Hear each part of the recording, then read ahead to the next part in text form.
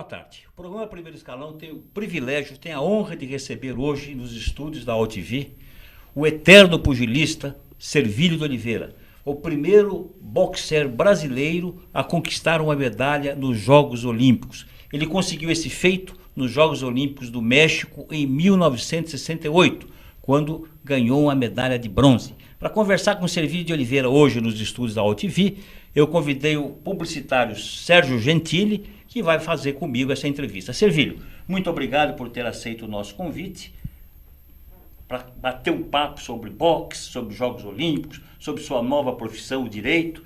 Muito obrigado por ter aceito o nosso convite. Eu gostaria que você começasse a falar sobre a sua trajetória, como é que você começou, um ligeiro traço biográfico da sua carreira e como é que você conseguiu esse tento maravilhoso, conquistar uma medalha de ouro que durante 44 anos foi o privilégio único de Servílio de Oliveira no esporte brasileiro. Boa tarde, Caetano. Boa tarde, Gentili. Boa tarde, amigos da OTV. Quero dizer que é um grande prazer receber o convite e poder participar desse programa. Na verdade, a minha carreira no boxe começou lá atrás, lá na década de 60, né? Quando surgiu... Ainda adolescente? Ainda adolescente, quando surgiu o Éder Joffre. Naquela época nós tínhamos poucos atletas de nome. Naquela época nós tínhamos a Maria Esther Bueno, naquela época nós tínhamos o Éder Joffre, tínhamos o Pelé. Pelé começando a carreira. Tínhamos... do mundo de 58. Exatamente. 62 filho, que ele também acabou sendo alijado, né, por problema de contusão. Exato. Tínhamos também o Ademar Ferreira da Silva, bicampeão olímpico, não é? O nome dele nunca foi muito falado, mas, pô, o sujeito ganhar 2 medalhas de ouro olímpica é algo excepcional, né? E aí eu comecei a treinar com os meus irmãos, todos entusiasmados com o Éder Joffre, e em 1966, já com 17 anos de idade, eu estreiei no torneio da Forja, fiquei campeão da Forja, e fiquei campeão paulista, e no ano seguinte fui disputar o torneio latino-americano no Chile. Antes disso... Mas na Forja você ainda era amador. Amador. Depois aí você se profissionalizou logo depois da Forja? Não foi assim. Em 1966 eu fiquei campeão da Forja. Em 1967, eu fui defender o Brasil nos Jogos Pan-Americanos de Winnipeg, no Canadá. Em março de 1968, eu fiquei campeão latino-americano. E para disputar os Jogos Olímpicos, você tem que ser amador. Exatamente. Uma correção. Exatamente. Ganhei o título lá. E em outubro do mesmo ano, de 1968, no dia 24 de outubro de 1968, eu conquistei a 14ª medalha de um brasileiro nos Jogos Olímpicos. Só uma correção, não foi medalha de ouro, foi medalha de bronze, 3º lugar.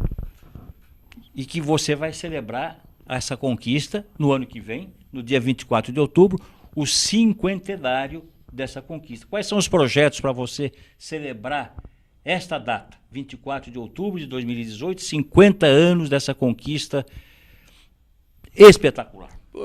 Vai ser as bodas de ouro, né?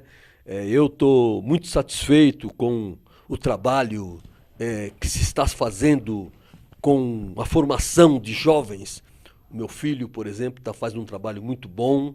Tem uns meninos que fazem um trabalho muito bom também no interior de São Paulo. E tenho aí o meu neto, não é? O Luiz Gabriel, que recentemente foi convocado pela comissão do boxe da Confederação Brasileira, e eu espero que ele faça um bom estágio lá e que possa, em 2020, ganhar uma medalha também. E para Tóquio. Exatamente. Sérgio Gentili, por favor. Maravilha ver isso de um neto, hein? Para um campeão como você, maravilha. Eu queria saber de você, eu sempre curti muito boxe, a partir dos meus tios, do meu pai, todo mundo fã incondicional de boxe, os grandes atletas do boxe naquela época. Então a gente sempre vibrou muito com boxe. Eu brincava com meu tio que foi campeão paulista durante um tempo. Mas nunca dei para coisa, nunca fui bom nessa coisa de luva. Mas, de qualquer maneira, eu estava querendo, tenho uma curiosidade muito grande em saber o que o MMA, com esse mix de lutas, de estilos, o que ele pode prejudicar o boxe como arte, porque no meu período de garoto a gente considerava boxe como uma arte, né? Porque tem os grandes estilistas, né, do boxe. Olha, francamente, eu penso que o MMA é uma modalidade que chegou para ficar. Nós sabemos que na vida tudo passa, não é? Tudo vai e volta. Veja, o MMA, por exemplo, é uma modalidade dura, é uma modalidade que o pessoal luta praticamente com a mão livre, não é? E se você for analisar, se você for olhar no tempo, lá atrás, lá antes de Cristo, não é?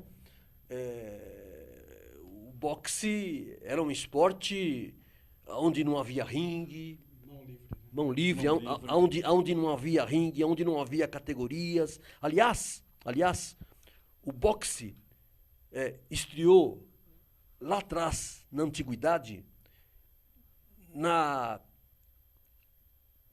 43ª dos Jogos Olímpicos da Antiguidade. Isso em 668 antes de Cristo.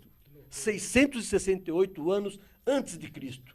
E depois dos Jogos Olímpicos ele teve uma parada de 1501 anos até 1894, quando o Barão de Pierre de Coubertin instituiu o Comitê Olímpico Internacional.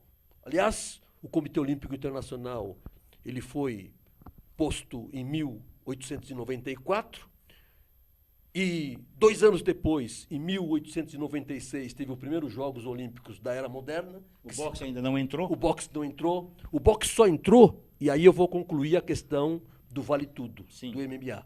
Porque o boxe, por ser um esporte muito duro, um esporte onde se machucava muito, porque o sujeito de 150 quilos podia lutar com um sujeito de 60, bastava que o sujeito de 60 quilos tivesse coragem, não é? Sim. E isso causou um trauma, e o boxe não pôde participar dos primeiros Jogos Olímpicos que se deu Na Grécia, não pôde participar dos segundos Jogos Olímpicos que se deu na França. O boxe só pôde participar do terceiro Jogos Olímpicos. Se não me falha a memória, nos Estados Unidos. Em St. Louis, nos Estados Unidos, em 1904. E por que pôde participar aí? O boxe pôde participar aí, por quê? Porque lá em Londres, o pessoal fez lá umas regras que se chama Rondon Rules, e que essa regra, ela dá sustentação até hoje para a movimentação e para as novas regras que se dá no boxe, que é proteger a integridade física do esportista. Mas o MMA, Servilho, é um esporte muito violento. Exatamente. Eu vejo alguns combates e eu fico muito impressionado com a violência e com a falta de, eu diria até de disciplina com relação às normas, às regras que norteiam qualquer esporte. Em lutas marciais. O jiu-jitsu, por exemplo, o judô, é um esporte disciplinado, que os atletas respeitam as regras, o boxe também. Então, fazendo um cotejo, eu acredito que o boxe é um esporte que ele ensina e passa normas de comportamento para o esportista, de uma maneira geral, não só o brasileiro, mas o esportista de todos os lugares do mundo. Como é que você vê isso estabelecendo um cotejo entre o MMA, que é um esporte, eu digo, pela minha concepção, violento, demasiadamente violento, e o boxe é um esporte até chamado de nobre arte, né? Desde a sua criação. Sim. Como é que você vê? O boxe é chamado de nobre arte porque lá em Londres quem praticava boxe eram o pessoal de um bom nível, né? Sim. Mas veja, a questão do MMA, eu não sou contra o MMA, eu acho que é um esporte que veio para ficar, é um esporte duro, né? Mas participa aquele sujeito que quer participar. Eu jamais participaria de MMA, eu jamais lutaria MMA, porque é um esporte muito duro e onde se pode dar joelhada, onde pode se dar cotoveladas e tal, mas São golpes golpes duros, mas Você vê, então, aquele paralelo que eu traço entre a não participação do boxe lá atrás em Jogos Olímpicos, eu digo, o boxe era um esporte discriminado e o pessoal se cuidou, e hoje está todo mundo aplaudindo e batendo palma para essa violência que é o MMA, mas participa aquele que quer e aquele que gosta. Agora, o boxe no Brasil ele começou a ganhar notoriedade e impulso a partir de Éder Joffre no finalzinho dos anos 50, início dos anos 60, Sim. que você também participou efetivamente nesse período. Aliás, diga de passagem, Edson, o Servílio, Éder Joffre disputou os Jogos Olímpicos em Melbourne, na Austrália, 1956. e não venceu, e não conquistou a medalha. O Éder Joffre... Por ele... quê? O que houve que ele não... Você poderia... Não, o que houve que veja. ele não conquistou a medalha com todo o talento mas... característico ao Éder Joffre? Tá, o que ocorre é o seguinte, o boxe é uma caixinha de surpresa, né? Muitas vezes, você, às vezes, pode cair, por exemplo, numa chave onde está lá um sujeito que poderia disputar com você na final. Sim. E aí o que aconteceu comigo no México é uma prova disso, não é? O Éder Joffre, ele perdeu para um chileno, Cláudio Barrientos. E depois, alguns anos depois, no dia 18 de novembro de 1960, ele ganhou o primeiro título do mundo para o Brasil. O Éder Joffre, para mim, ele é o concurso. Está acima de qualquer um. Como é que você analisa hoje o estágio do boxe brasileiro, transportando todos esses períodos, Éder Joffre, Servílio de Oliveira, Miguel de Oliveira, Maguila, etc, etc. Veja, esses grandes nomes do Caetano, boxe brasileiro. Você faz parte desse time de notáveis do boxe brasileiro. Veja, o que eu acho é o seguinte. Lamentavelmente, eu penso que a condição do boxe, eu penso que a coisa vem se definhando. Eu penso isso. Eu penso que os boxeadores, aquela galera antes da minha fase, foram melhores que a minha fase. Eu penso isso. A minha fase foi melhor do que a fase seguinte. Eu penso que o boxe está faltando um trabalho mais sério por parte daqueles que estão por trás do boxe brasileiro, que é a Confederação Brasileira, que ela não faz o trabalho que se devia fazer. Não faz. Não, no meu entendimento, não quem faz. Quem seria o responsável pela formação do atleta, do lutador de boxe do Brasil? Olha, eu penso que... Hoje, o clube? Seriam os clubes? Os clubes. Seria o poder, o Estado, a universidade? Como é que você traçaria eu penso panorama que para a formação do atleta? Particularmente, eu penso que todas essas verbas governamentais de lei de incentivo, etc. e tal, eu penso que essa verba deveria ser colocada num lugar onde estão a massa, para você formar atleta de fato. Eu penso que o atleta de ponta, ele devia buscar a verba dos patrocínios das empresas, etc. E essa verba de lei de incentivo e etc., você devia trabalhar a base, porque aí você ia dar condições para os jovens que estão à beira da marginalidade. E você sabe, nós sabemos que o esporte é fundamental. Fundamental. Eu penso até que o boxe, que o esporte, ele poderia formar um tripé muito importante ao lado da cultura e da educação. Mas a confederação, que é uma entidade que se pressupõe que ela existe, tem como missão a formação do atleta, o cuidado com a carreira do atleta, dar estrutura para o desenvolvimento do boxe. Por que ela não faz isso? Olha, você muito bem colocou e criticou um minuto atrás. Olha, na verdade, eu penso que, infelizmente, o esporte no Brasil, ele deveria ser olhado de uma outra forma. Eu penso que o esporte no Brasil teria que ser feito como se faz, por exemplo, em outros países mais desenvolvidos no esporte. E nos Estados Unidos, por exemplo, quem forma o atleta é a universidade. Universidade. E nos países socialistas é o Estado. Veja. China, Rússia, é o Estado. Só para você ter uma ideia, Cuba, que é um país diminuto, que é um país que é menor, tem uma população menor do que a cidade de São Paulo, estado de São Paulo. Que já formou grandes atletas do boxe. Cuba tem 11 milhões e 400 mil, mais ou menos, habitantes. População de São Paulo, praticamente. São Paulo tem 12 milhões. Menos um pouquinho. Né? É. Então, lá, sabe quantas medalhas Cuba já conquistou em Jogos Olímpicos? Cuba já conquistou 220 medalhas em Jogos Olímpicos. Enquanto que o Brasil, essa potência... 8 milhões e 500 quilômetros quadrados, 8 milhões e 500 mil quilômetros quadrados, uma população de quase 210 milhões de habitantes, tem apenas 127 medalhas. Por quê? Porque não há o interesse político de dar condições para o menos favorecido. Porra, vamos dar educação para esse povo. Eu acho que material humano não falta para trabalhar no esporte. Mas, infelizmente, as verbas são todas desviadas, não é? A gente tem visto aí e o dinheiro não chega onde tem que chegar. Gentili. Essa questão, ainda nessa questão que eu acho que era extremamente interessante, existe o mercado.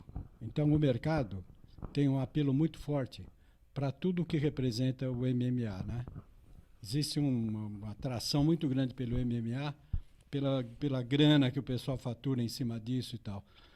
Isso não é uma coisa que a confederação deveria prestar atenção para levar um pouquinho mais de seriedade para o uso, por exemplo, do boxe, no caso, que é um esporte individual, para escolas onde o pessoal joga vôlei, joga futebol de salão, joga futebol quando tem campo, e, na verdade, desprestigia os esportes individuais, né? Eu não digo só o boxe, mas outros esportes também. Isso é uma coisa que deveria ser discutida no nível de direção mesmo, direção do esporte pela confederação, por exemplo, pelo Ministério do Esporte, alguma coisa assim.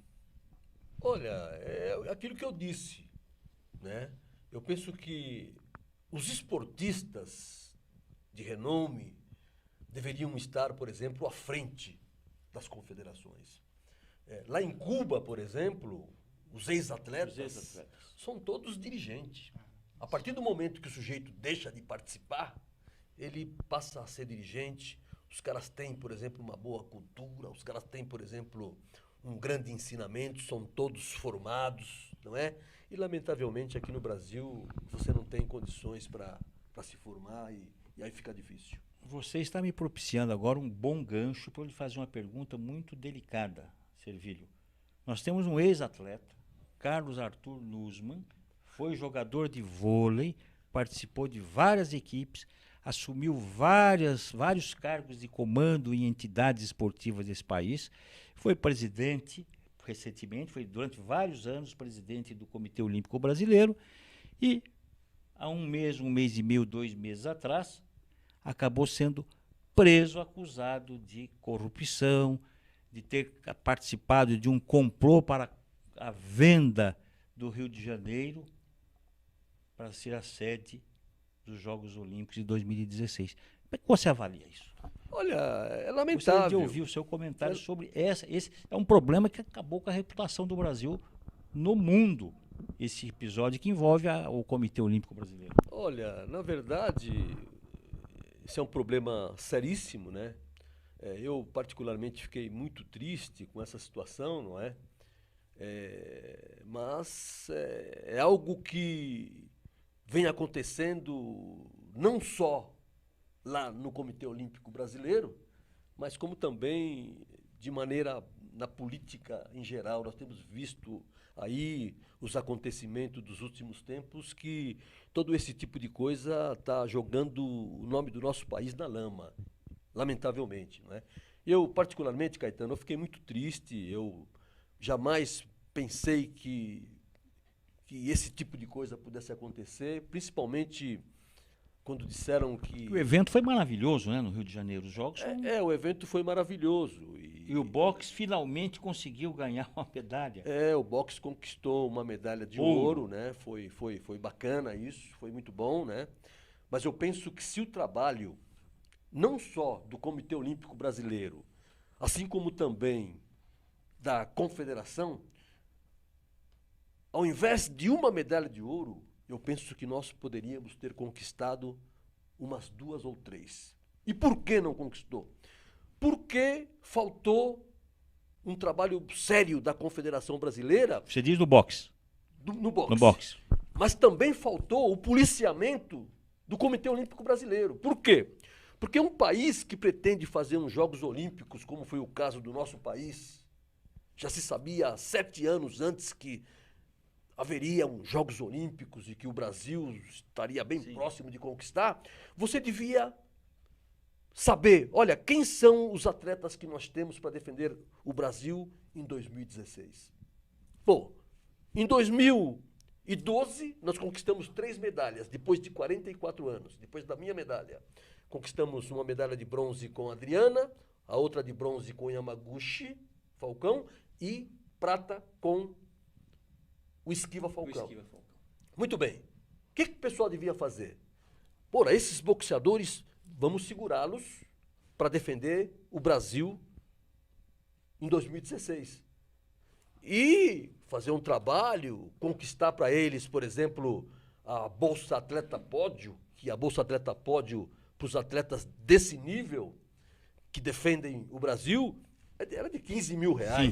E os caras poderiam ter permanecido no boxe amador e defendido o Brasil em 2016. Aí, ao invés de uma medalha, nós poderíamos ter 3 ou 4 medalhas. E tinha também o Everton Lopes, que foi campeão do mundo amador e que, na minha opinião, é a maior esperança brasileira para conquistar um título do mundo, embora há controvérsia. Eu tenho uma colocação para fazer com relação a isso. Provavelmente, esse pessoal do COI, agora que a gente sabe a história que se passou, provavelmente eles prestigiaram aqueles atletas que poderiam dar mais visibilidade para alguém, né? Para alguém que tivesse interesse econômico, no caso, né? Infelizmente, essa é a grande realidade. É lamentável. Quer dizer, os caras olharam, por exemplo, para si próprio, em detrimento do país. Sim. E aí é lamentável, né? O Eduardo Orrata, teu grande amigo, especialista em boxe, jornalista que conhece profundamente essa modalidade, me pediu que me fizesse uma pergunta. Você citou o Esquiva, citou o Yamaguchi, e o Orrata pergunta se o Esquiva e o Yamaguchi têm potencial para ganhar um título mundial. E se eles estão sendo bem treinados, estão sendo bem orientados. Veja. E se não pode ocorrer novamente o que aconteceu com o Sertão? Veja. Pergunta do Eduardo Orrata para você. Meu amigo Orrata, companheiro de longa data, o Orrata também foi atleta da minha equipe. Hein? Lutou boxe.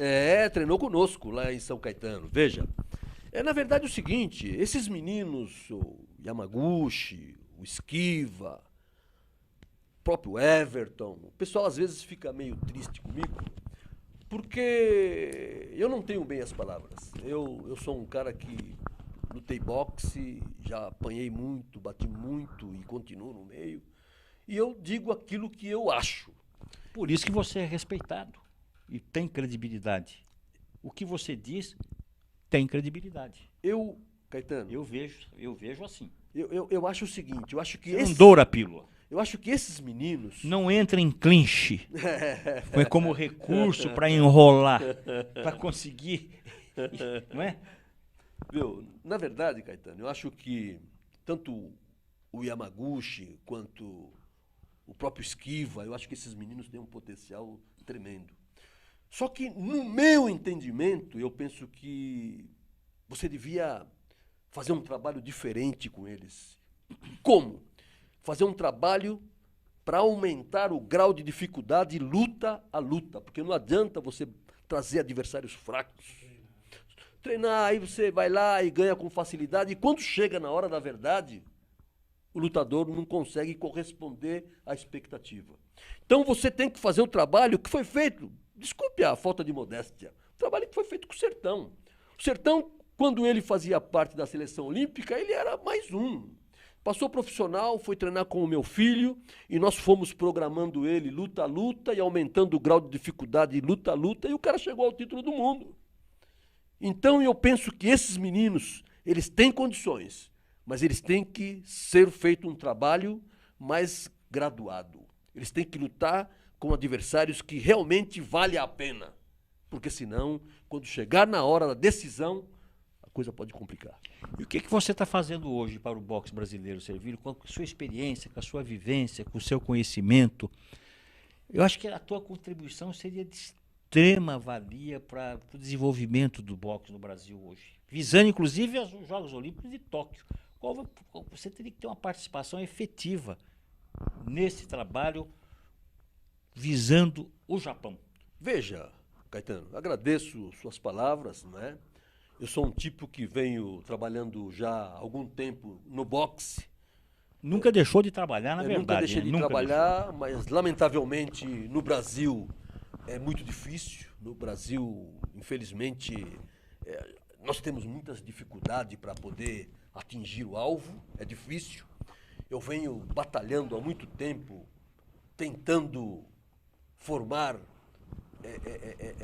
projetos. Tenho um projeto aprovado da lei de incentivo, mas a gente encontra muita dificuldade. Você encontra muito mais pessoas para atrapalhar do que para ajudar. Eu sinto isso na pele, não é? E é lamentável, isso é lamentável. É lamentável. Eu soube por intermédio de um diretor do esporte, da Sociedade Esportiva Palmeiras, Luiz Cláudio Granieri, que aliás é teu fã, conhece a tua carreira nos mínimos detalhes. Ele me disse que o Palmeiras vai priorizar em 2018 uma plataforma para o desenvolvimento do boxe no clube.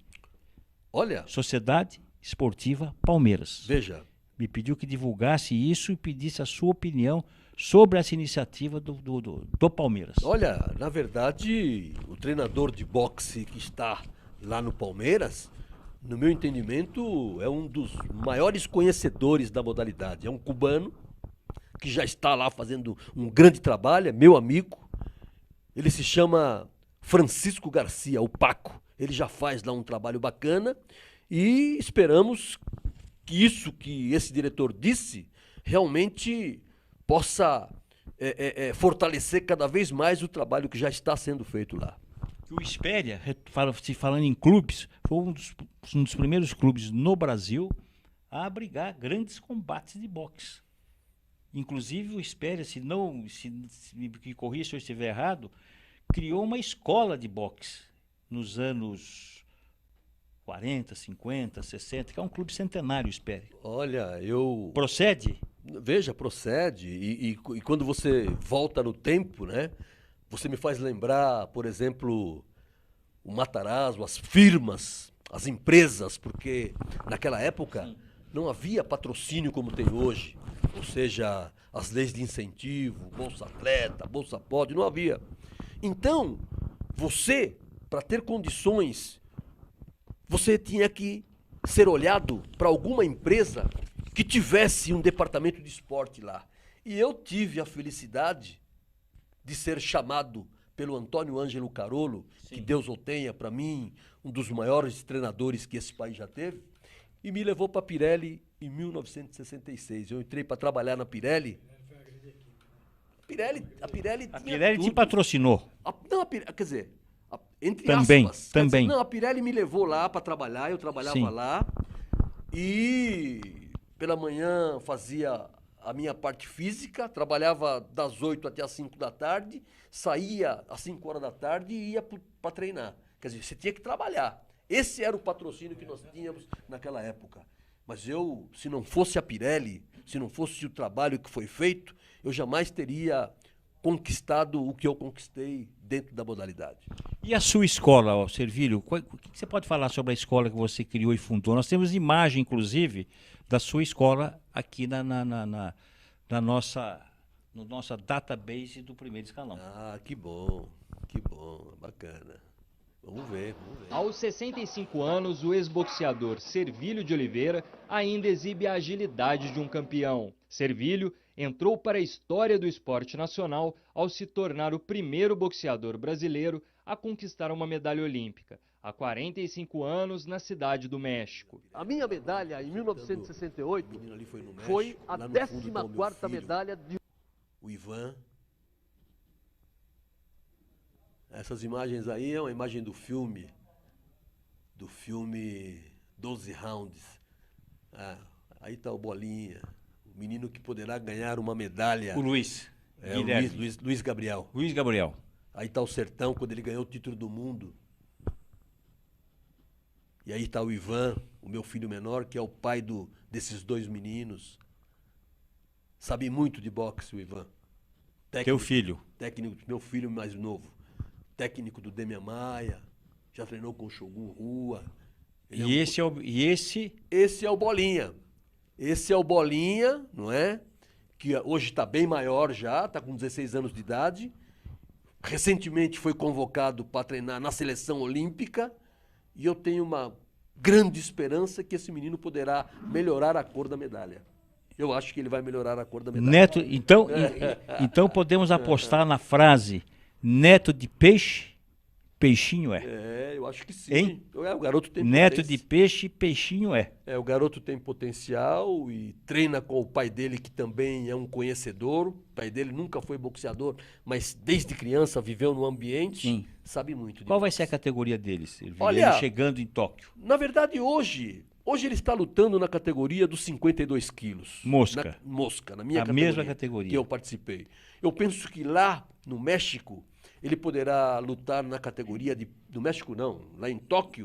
Ele poderá lutar na categoria dos pesos galos, super galos, porque ele vai crescer, ele já cresceu bastante e vai ganhar textura física, com textura física. E para dar sorte, eu vou fazer uma sugestão para você. Pois não. Que ele use a camisa número 33. Essa foi a camisa que eu ostentei no México, né? Exatamente. Por favor, Gentili. Muito bom. Servílio, a gente tem na tua história, a gente tem uma história importante para ser passada para essa garotada que está chegando aí, para a juventude de hoje. Você praticou um esporte que era um esporte solitário, embora você tivesse treinador, tivesse uma equipe, mas é um esporte solitário. Você cresceu, ganhou títulos, teve que truncar a sua carreira, foi obrigado a truncar a sua carreira, voltou depois com toda a força de vontade, mas mesmo assim não era recomendável que você continuasse lutando. Teve uma frustração nesse meio aí que eu queria que você contasse, mas você caminhou por uma trilha de empreender coisas, e empreender o social, empreender a formação dos jovens e tal. Eu queria que você falasse um pouquinho a respeito disso, dessa tua perseverança em fazer a coisa vingar. Veja, na verdade, essa questão, por exemplo, de você sofrer alguns percalços na vida, você tem que ser forte. Você não pode jogar a toalha. Sim. Você tem que continuar lutando, não é? Eu, quando parei de lutar, não é? Podia ter jogado tudo às favas, mas eu penso que a minha maneira de ser, depois do nascimento do meu filho, do José Luiz, não é? O apoio que eu tive dos meus familiares lá no Chile, isso foi me dando consistência, porque se você não tiver, por exemplo, firmeza, você vai para a sarjeta. Você que acostumado a receber tapinhas nas costas e tal, o pessoal se reverencia, só bajulação, quando acaba tudo, se você não tiver o pé no chão, o bicho pega. E eu hoje continuo trabalhando, continuo com a meninada e acredito que o trabalho com a garotada é de fundamental importância, porque se você não conseguir fazer um campeão olímpico, um medalhista, um campeão do mundo, no mínimo você vai ensinar o melhor caminho para você formar um cidadão amanhã. Os grandes campeões, Servílio, recebem bolsas milionárias. Sim. De todas as categorias, mosca, galo, pena, etc. Você Sim. foi um grande lutador, um grande pugilista, no mesmo patamar desses grandes pugilistas que hoje recebem bolsas milionárias. Não ganhou Uma nenhuma pergunta, pochete. você ganhou dinheiro com o boxe? Infelizmente não. Eu acho que eu fui vítima da época. Não só eu. Não ganhou dinheiro com o Não boxe? ganhei. Aliás, não só eu. O futebol mesmo, se você for analisar, o Edson Arantes do Nascimento, que é o maior jogador de futebol Sim. do mundo, se ele não tivesse se transferido para os Estados Unidos, talvez ele não tivesse as condições que ele tem hoje. Porque eu conheço muitos outros atletas que jogaram junto com o Edson Arantes do Nascimento e que estão levando uma vidinha precária. Contemporâneos dele. Contemporâneo dele. Por quê? Hoje não, hoje são verbas milionárias. Eu, particularmente, sabe qual foi a maior verba que eu recebi? Bolsa. Bolsa. Foi quando eu disputei o título sul-americano em Guayaquil, no dia 18 de dezembro de 1970. Ganhei $1.100. Ganhei o título sul-americano lá. Bolsa. Ganhei o título sul-americano lá, nocauteei o lutador no 7º round e ganhei $1.100. E lutei em Guayaquil, no Coliseu Cerrado. Coliseu Cerrado, quem conhece Guayaquil sabe do ginásio que eu estou falando. Nocauteei o sujeito no 7º round e tinha 10 mil pessoas no Você era estádio. campeão sul-americano. Não. Foi uma eliminatória que teve um chileno, um argentino, um brasileiro e um equatoriano. E desse quadrangular, $1.100. sobraram 2, que foi o equatoriano e eu tive que decidir o título lá no Equador, lá em Guayaquil. E essa foi a maior bolsa que você recebeu? Essa foi a maior bolsa que eu recebi. Eu acredito que um árbitro hoje, uma grande luta, não ganhe muito mais que $1.100. É hoje, né? Hoje, quanto Hoje. ganhou? Então, Qual é o cachê de um árbitro hoje, internacional? Então, mas veja, Caetano, Eu naquela fico época... impressionado. Naquela época não havia... Mesmo o Éder Joffre, acho que não ganhou muito dinheiro com o não boxe, o ganhou. Miguel de Oliveira, Não seus ganharam. colegas de ringue. Não ganharam. Hoje, veja, hoje, a melhor bolsa, a melhor verba do esporte mundial é de um lutador de boxe, é do Floyd Mayweather. Impressionante. E por quê? Porque o Floyd Mayweather, ele comprou os seus próprios direitos. Ele é o cara, ele não tem intermediário. Ele é o sujeito que vende as lutas dele. Não tem um empresário Não, ele não que tem. intermedia os combates. Para o pay-per-view, ele que negocia tudo. E por isso que ele é... Inclusive, essa última luta que teve Com o McGregor. com o McGregor, a verba que girou em torno dessa luta daria para sustentar o Neymar por 11 anos. Só para você ter uma ideia. Então, a maior verba de um esportista mundial é a do Floyd. Não tem Neymar, não tem Cristiano Ronaldo, não tem Messi, não tem ninguém. O maior ganhador de dinheiro do esporte mundial é o Floyd Mayweather, lutador de boxe. Por que você não cria um instituto que tenha como missão o fomento do boxe no Brasil? Porque é muito difícil. Porque você não recebe ajuda, você não tem ajuda. E para você formar um instituto, você precisa ter pessoas Mas um com instituto, vontade de ajudar. ele não é uma entidade sindical.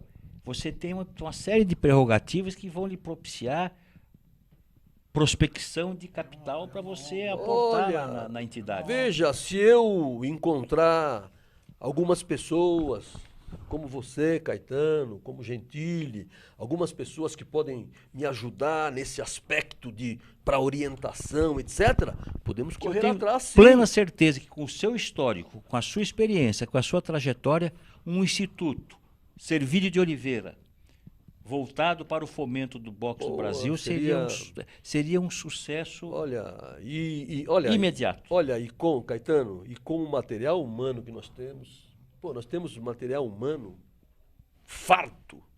Seria maravilhoso se os nossos representantes que estão lá em Brasília voltassem os olhos para essa população.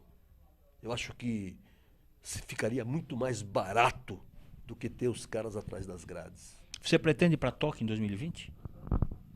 Olha, tenho vontade, tenho muita vontade. Veja, o meu netinho agora, se ele for fixado...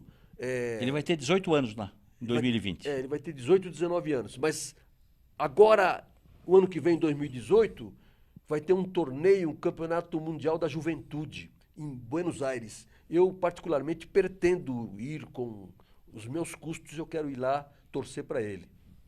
torcer pro meu menino lá em Buenos Aires, pro meu netinho. Você está calçando luvas novamente por conta do seu neto, né? Não, na verdade... Não é verdade isso? Na verdade, há um ano e pouco atrás, eu fiz lá um treininho com ele e tal, com ele, com o irmão dele, mas é... bem à distância. Tem uma questão que eu acho importantíssima, que você acabou, na tua explanação, acabou não contando, e eu vou colocar a minha próxima pergunta, é a provocação para que você fale diretamente disso. Qual foi a tua maior frustração no boxe? Ah, tá. Boa pergunta. A minha maior frustração no boxe, e é real, é real. A minha maior frustração foi em 1978, quando eu me credenciei para disputar o título sul-americano. Eu ia lutar contra o Martim Vargas em Santiago do Chile, e lá no Chile eles já me conheciam e sabiam do meu problema na vista. Depois de ter se recuperado do teu problema da vista e ter ganho novamente forma para lutar. Exatamente. Quando parei de lutar na primeira fase, em 1971, eu tinha 15 lutas, depois voltei em 76 e lutei até 78, mais 5 lutas, ganhei as 5, inteirei 20 lutas e desafiei o chileno. E lá no Chile, os médicos e o pessoal da Prodep, a Prodep é a empresa que estava por trás do Martim Vargas, se apegou ao regulamento e disse que todo boxeador com menos de 1/4 divisão em uma das vistas não podia lutar. Se apegaram ao regulamento, dizendo proteger a minha integridade física, e não me deixaram lutar. E essa foi a maior frustração que eu tive, porque eu queria ter lutado no Chile contra o Martim Vargas, na casa da minha mulher, porque minha mulher é chilena, na casa dos meus 2 filhos, que nasceram lá no Chile, e eu não pude. Fale um pouco sobre a sua passagem no Chile, rapidamente. Olha, lá no Chile, eu cheguei lá em março de 1972, lamentavelmente, em 1973 teve lá o golpe militar, passei muito mal lá com o golpe militar, perdi emprego, etc. E permaneci lá mais uns 2 anos, e tendo que me retornar para o Brasil em 1975, foi no dia 10 de junho de 1975 que eu voltei, eu, minha mulher e os meus 2 filhos. E aí o Carolo, Antônio Ângelo Carolo, me arrumou para mim voltar novamente na Pirelli. O seu Carolo, eu tenho uma gratidão imensa por ele. Eu acho que o Carolo foi um segundo pai para mim. O Carolo foi algo espetacular, porque tanto na primeira fase da minha carreira, como na segunda fase da minha carreira, quando eu precisei dele, ele sempre esteve junto comigo. Você recentemente conquistou mais um pódio na sua vida profissional. Você se formou em Direito. Sim. Eu queria que você falasse um pouquinho sobre essa decisão, por que você voltou a estudar, voltou para os bancos escolares e escolheu o Direito como profissão. Que você me disse, está se preparando aí para a prova da OAB. Sim. E pretende exercer Sim. a advocacia.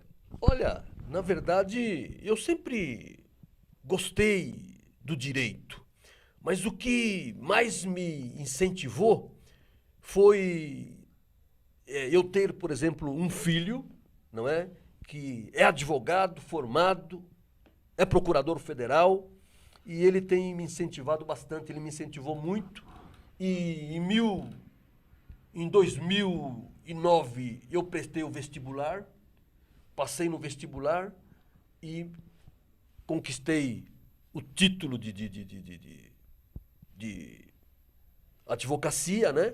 E agora estamos trabalhando aí, fazendo cursinho, e no dia 19 agora vou participar da primeira fase e vamos ver. Não é fácil. E vai atuar em que área? Vou na trabalhista. Prática trabalhista. Eu gosto dessa matéria, tem outras que eu também gosto, mas a trabalhista eu acho que eu me adapto melhor, eu gosto mais. Se depender do seu talento para a dialética e a retórica, você será um grande advogado na tribuna. Sim, pode ter certeza. Sem esquivas e sem clinches. Sérgio Gentili, muito obrigado. Infelizmente o nosso tempo está terminando. Meu amigo, e eu sou seu admirador, eu sou jornalista, mas admiro a sua trajetória como esportista, como mestre, como grande boxer. Quero agradecer a sua presença, por ter aceito o nosso convite para participar do Primeiro Escalão. As portas desse programa estarão sempre abertas para você. As suas considerações finais. Na verdade, Caetano, eu quero dizer que, puxa vida, me sinto honrado. Quando eu recebi o seu telefonema, eu fiquei surpreso, porque fazia já algum tempo que a gente não se falava, não é? E para mim foi uma honra participar desse programa, de estar aqui com você, de estar aqui com o Gentili, de estar aqui com o pessoal da AltV.